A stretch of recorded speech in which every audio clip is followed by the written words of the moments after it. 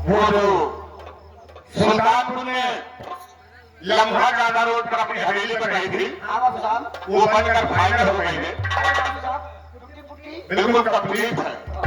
Complete है। बिल्कुल बाबू साहब, करो तो बाबू साहब मौका लगे तो हमका हवेली दर्शन जरूर कराऊं सरकार। हवेली पर चलेगा हाँ बाबू साहब। तो ठीक है। आज हम फैसला सोचते हैं हवेली पर किस दिन चला जाए। अरे निरंजन, अरे हवेली पर कोई मौजूद है भाई? तेरा मैं एक संत हूँ। क्या जमींदार साहब इस समय अपनी हवेली पर मौजूद है? उनसे कह दो कि तुम्हारे गुरुजी तुमसे मिलना चाहते हैं। बाबू साहब ये हो क्या हुआ बे? हवेली के सामने लंठाना। शांत हो गए। हाँ आपके गुरुजी हैं। देख बुला। आइए आइए आइए, गेट खोल के लावा।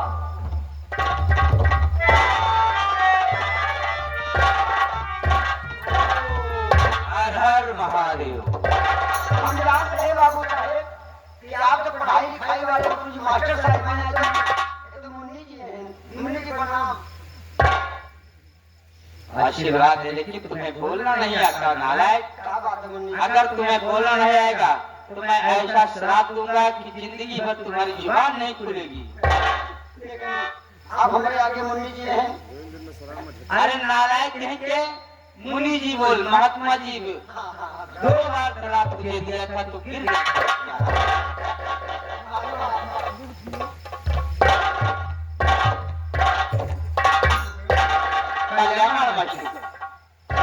बाबा जी, आज बड़े दिनों के बाद हवेली का कैसे आगमन हुआ? बेटा, मैं तुम्हारे पास बहुत बड़ी आशा और उम्मीद लेकर आया हूँ। बाबा जी, और कैसी आशा और कैसी उम्मीद लेकर आए? बेटा, तुम्हारी जो नई हवेली बनकर तैयार हुई है, उस हवेली पर मैं 5 साल का बच्चा छोड़कर आया हूँ, जिसका नाम हरि प्रसाद है। क्या कहा बाबा जी? जो हमारी नई हवेली बनकर तैयार हुई है, उस हवेली पर आप एक 5 साल का बालक छोड़कर आए, जी हाँ, जिसका नाम हरि प्रसाद है। हरि प्रसाद है। और मैं तुम्हें एक जिम्मेदारी सौंप कर जा रहा हूँ कि उस बच्चे को पढ़ाना लिखाना, एक नेक इंसान बनाना। उस बच्चे द्वारा तुम्हारा भी नाम होगा, साथ ही साथ मेरा भी नाम होगा। यानी आपके कहने का मतलब है उस बच्चे की परवरिश मुझे करना है, उसे पढ़ाना लिखाना मेरा काम है। अगर पढ़ लिख कर कोई साहब सुबह बन गया तो हमारा भी नाम होगा, साथ ही साथ आपका भी नाम होगा। बाबा जी, इस हवेली पर ना तो कभी आशा उम्मीद आपकी टूटी है और ना मैं टूटने दूंगा। आपकी बात मुझे स्वीकार है। मेरा आशीर्वाद तुम्हारे साथ है। हेलो निरंजन।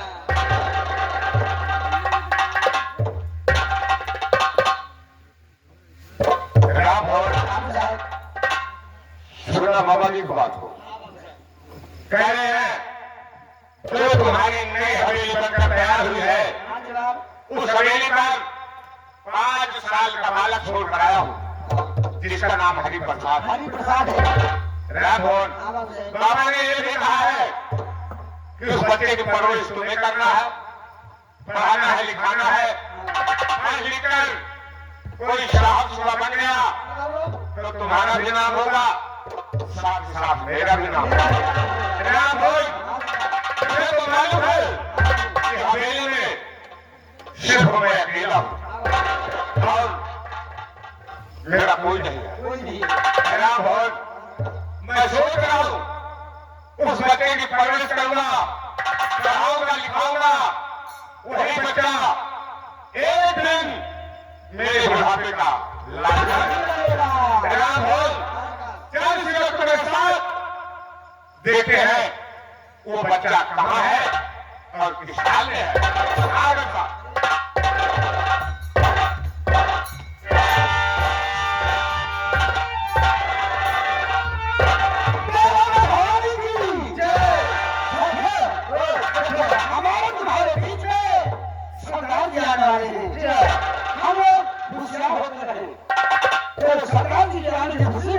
पोतों की सलामी देंगे। ठीक है।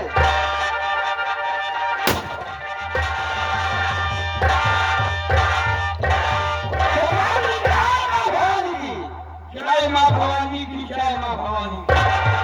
देखिए बेटा धीरा, अभी तक तुम सरदार थे, तुम्हारी आज्ञा का पालन सभी लोग करते थे। जी सरदार जी। अगर मुझे सरदार बनाए हो तो मेरी आज्ञा का पालन करना तुम्हारा धर्म और कर्तव्य है। ठीक है सरदार जी। एक बात मुझे आप बार बार याद आ रही है। कौन सी याद आ रही सरदार जी? देखिए मेरी बेटी सयानी थी और दहेज प्रथा इतना आगे बढ़ चुका है कि कितने गरीब मजदूर की बेटियां की शादी नहीं हो पाई। दहेज के कारण मेरी बेटी सयानी पड़ी थी, जिसकी इज्जत बर्बाद करके उसका नामो निशान मिटा दिया। कहाँ गई मेरी बेटी? इस तरीके से अपने इलाके में आज हम डाकू बन गए हैं। तो क्या हमारे माँ बहन बेटी नहीं है? क्यों है सरदार जी? क्यों है?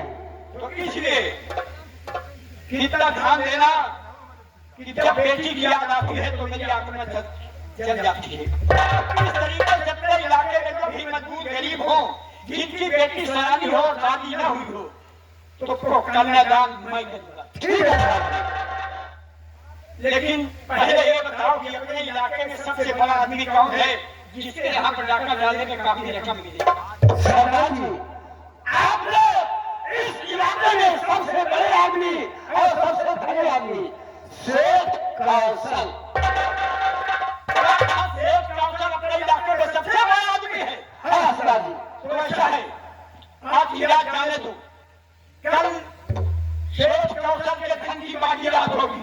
ठीक है सर। हम शेख कौशल के घर पे डाका डालेंगे, लूट करके देखना गिराव साले। ठीक है सरदार जी। तो चलो शेख को लूटने के लिए। ठीक है चलिए सरदार जी। बोलो मां भवानी की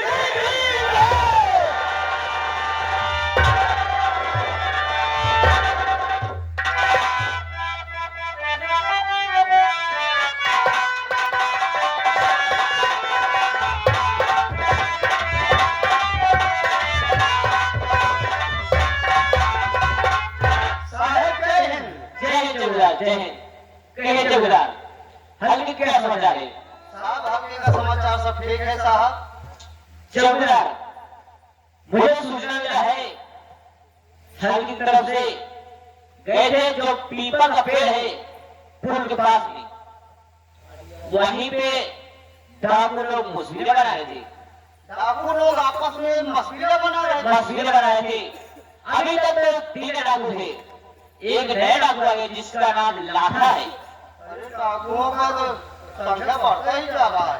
हाँ चौकीदार, तो डाकू लोग मस्जिद ये बना रहे थे कि आज सेठ कौशल के यहाँ डाका डालने जा रहे हैं। तो भाई साहब आज उन्हें एक खबर बताएंगे।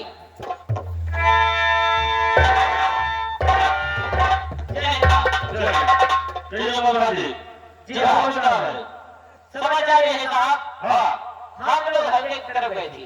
तो क्या हुआ? हल्के से वापस आ रहे थे, जो पीपल का पेड़ है पुल के पास में, वहीं पे डाकू लोग मस्जिद बना रहे थे।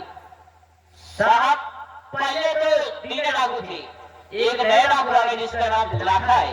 अच्छा, साहब वो लोग यही मस्जिद बना रहे थे, आज सेठ कौशल के यहाँ डाका डालने जा रहे हैं। देखिए भगवान जी, अगर हम उसे गिरफ्तार नहीं कर लेते हैं तो से इतना लोगों को लूट करके कंगाल कर देगा। इसलिए सेठ कौशल के मकान में चारों तरफ अपनी फोर्स लगा देते हैं ताकि उसे गिरफ्तार कर लिया जाए। चलिए साहब।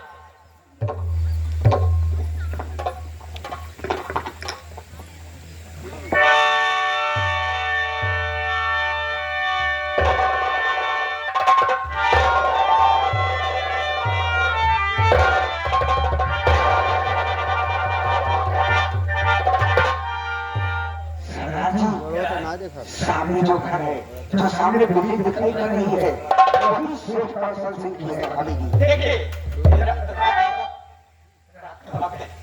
और उसके कितने प्राणी होंगे, जितने सदस्य होंगे, सब सोचते होंगे। जी सर। तो हमारे आदमी एक आदमी के पीछे पहुंच जाए, उसके 4 पाई से उठने न पाए। ठीक है सर जी। आओ जल्दी करो।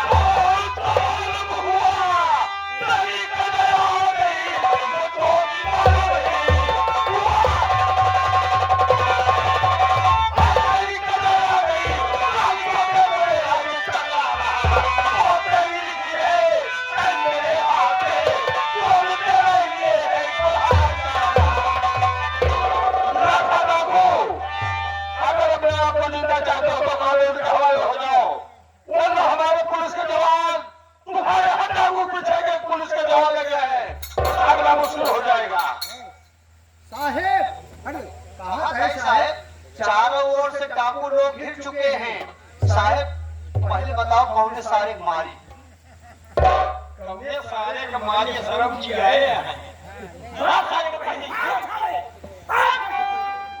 देखिए क्या कहा सरदार जी अब कोई उपाय सोचिए क्योंकि हम लोग चारों तरफ से खींच चुके हैं। इंस्पेक्टर साहब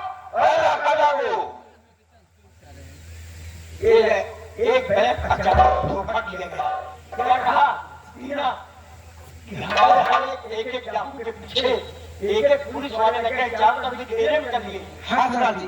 तीना तुम नहीं जानते हो एक सरदार के साथ मजिस्ट्रेट की बुद्धि होती है तो सरदारी काम करता है और पुलिस वालों को हम धोखा देने चल रहे हैं और चुनाव निकलने की कोशिश कीजिएगा ठीक है सरदार जी। इस